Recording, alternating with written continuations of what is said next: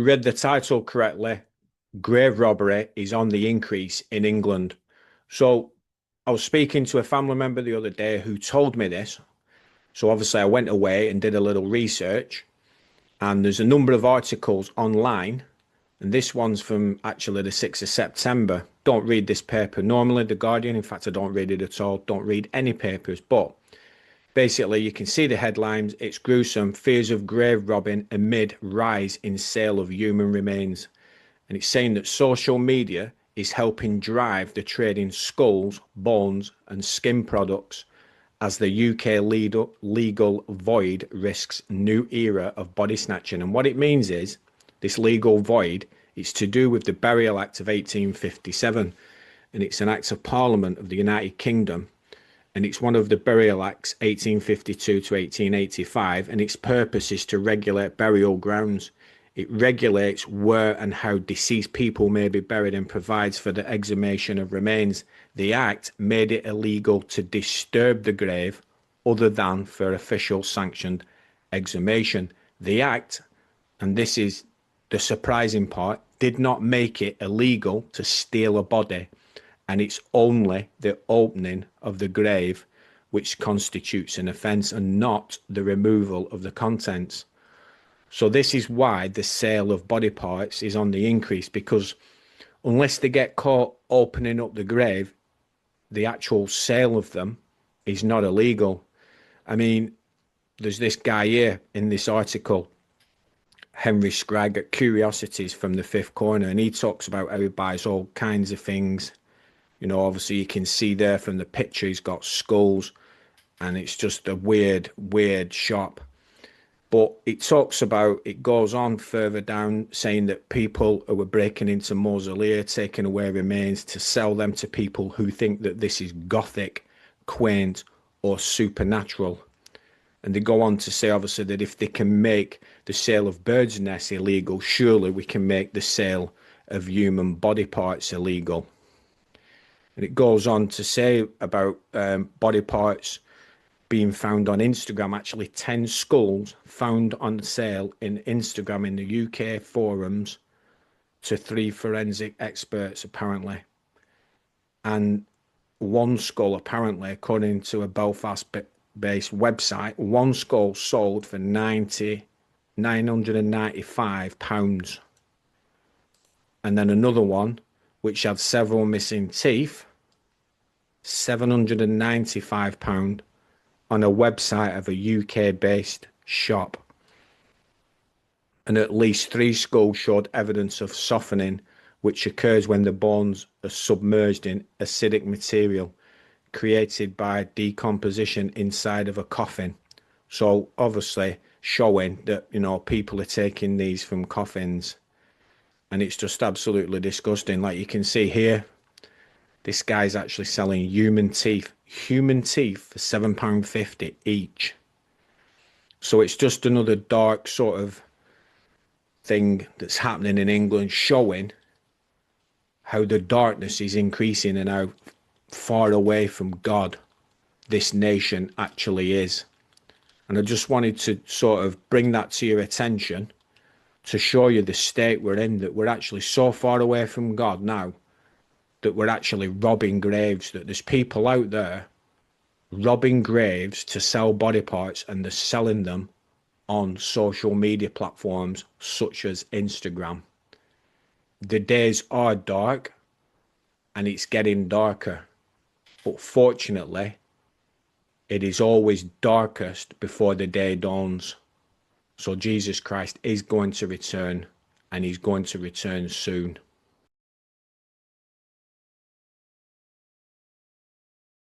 New Jersey just became the latest state to legalize human composting, and we got to talk about it. Have you ever heard of human composting? It is exactly what it sounds like. The governor just signed this bill into law. So to get a better understanding of what's involved and why families might be interested in it, I sat down with a Monmouth County woman who lost her 90-year-old husband earlier this year, but his remains were turned into human compost. She found a company out in Washington State, did the procedure, and she's now using that compost with her husband's remains to bring to life her indoor garden. As she tells me, this is an environmentally friendly way to help keep her husband's legacy alive. He drank veggie juices and things like that. That's the way he lived. And so that was one of the reasons why I think he chose human compost. For me, it's calming to watch this plant grow. It gives me a feeling of life in the house. It gives me a feeling that Ken came home. In New Jersey, we are one of the biggest markets available to them. And we are also, because we're so densely populated, a state that is running out of space. What's been the response that you've received? Interest, curiosity. Seen that YouTube has now taken down a video in which Charlie Kirk questioned whether or not on October 7th, the Israeli government issued a so-called stand-down order. Was there a stand-down order? Was there a stand-down order? 6 hours? I don't believe it. Israel's the size of New Jersey. When I took a helicopter ride from Jerusalem to the Gaza border, it's 45 minutes. Wow. 6 hours. They're live streaming the killing of Jews. Did somebody in the government say stand down? Well, the reality is that Charlie Kirk, in his questioning, was exactly right. Last year, we put together a series of videos specifically about October 7th. And in it, we talked specifically about this issue. Was there a stand-down order that was issued by the Israeli government that prevented the military from going in and rescuing people, taking them out of this situation where they were being held by Hamas? Again, what Charlie Kirk said there was correct, but here's the proof that backs it up. And once the Hamas attacks began, the time it took the Israeli army and rescue teams to arrive, fight, and rescue Israelis at the different kibbutz communities and sites being attacked, well, that ranged anywhere from 4 hours to more than 20 hours. Even the New York Times has reported, quote, thousands of soldiers were less than 40 minutes from the towns that were under attack. So why did it take so long for help to arrive? And we've discussed how days before the festival, 2 entire brigades of soldiers were taken away from the area of the Gaza border and then sent to the West Bank. And you might think that immediately upon receiving information of a devastating attack on partygoers, military authorities would alert units to immediately exit their bases, race to the site of the conflict, and go on the counterattack, right? But that's not what happened. Haaretz reported, quote, at 7 a.m., the party organizer called Lieutenant Colonel Elad Zandani, the man tasked with approving the festival, and told him that terrorists were shooting the partygoers. He suggested that they fend for themselves. The first IDF forces arrived at the party scene at 3 p.m. That's 8 hours for a response time for one of the most efficient, capable, and well-militarized security forces in the world, operating in a country the size of New Jersey, with their Gaza division only a few miles away.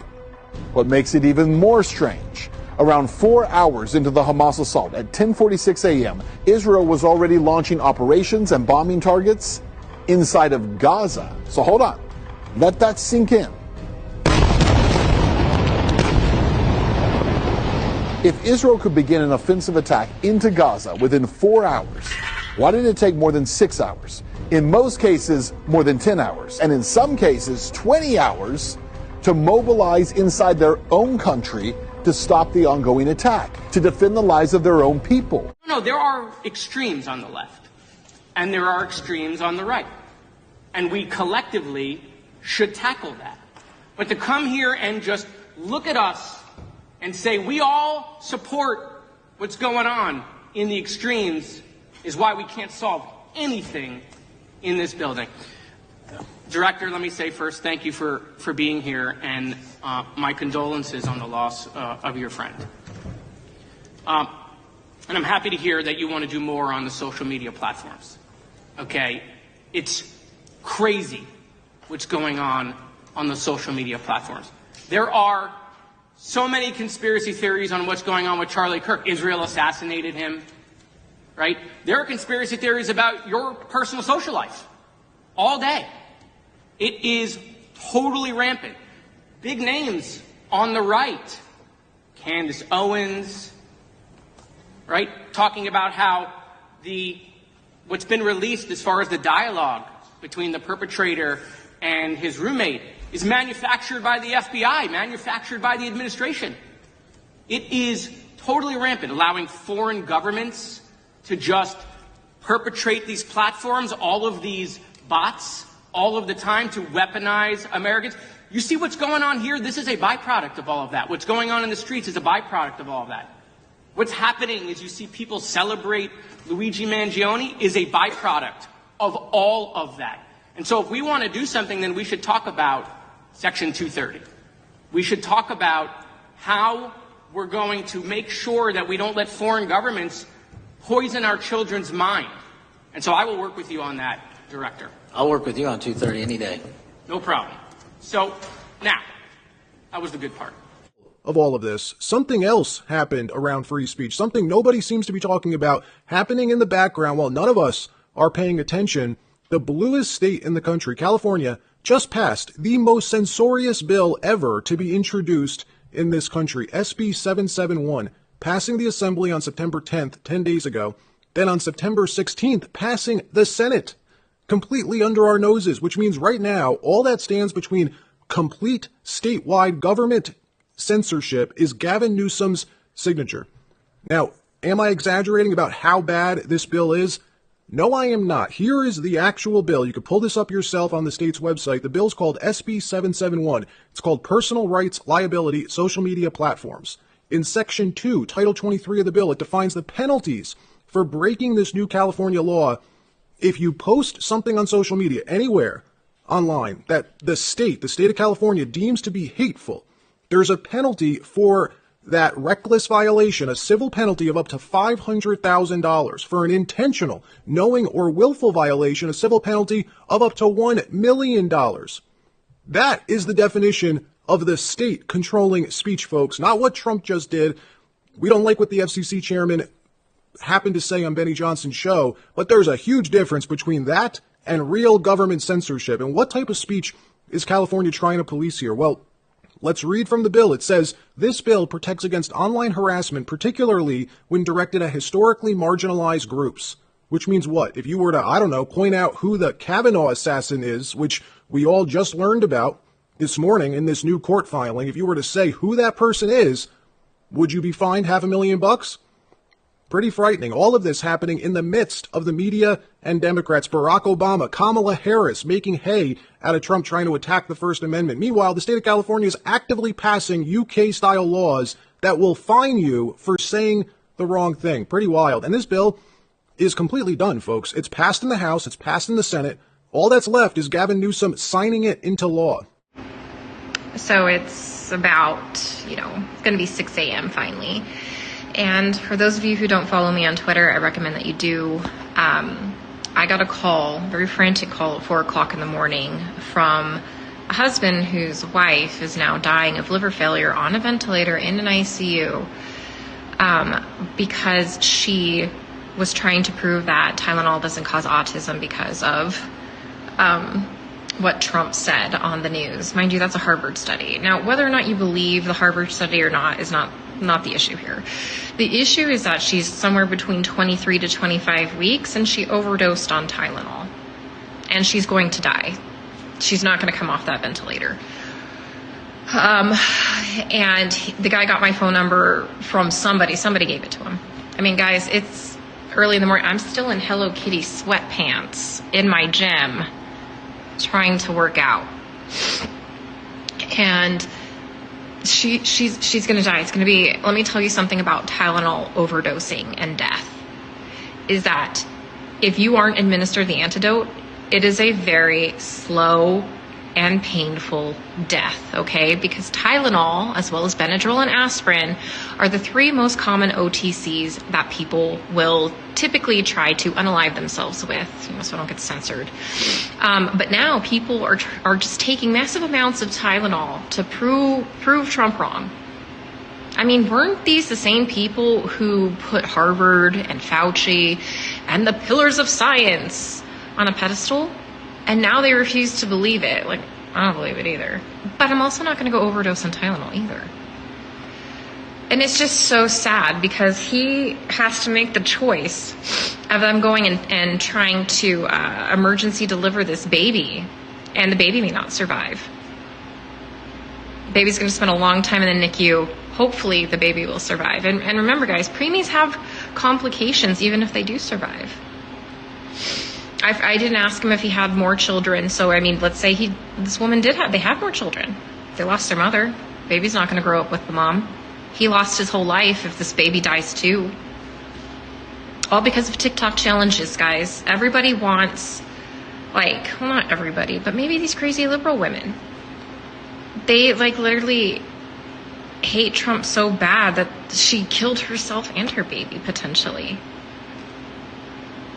I'm just I don't even have words for this because it's such a waste of life. It's such a waste of life. This was a preventable situation. This situation didn't even have to exist. It wasn't like she woke up and was in a car accident, a freak car accident, or something fell off a building and killed her. She willfully did this herself. So I don't know. What are you guys saying? I've got to stay off TikTok because that's all the nonsense that I keep seeing right now. And I'm going to try and hopefully finish my workout in my Hello Kitty sweatpants now that I'm done helping. Well, I mean, probably not done helping this guy. He keeps calling. But I don't know. Pray for these people, folks. Pray for them. They need help.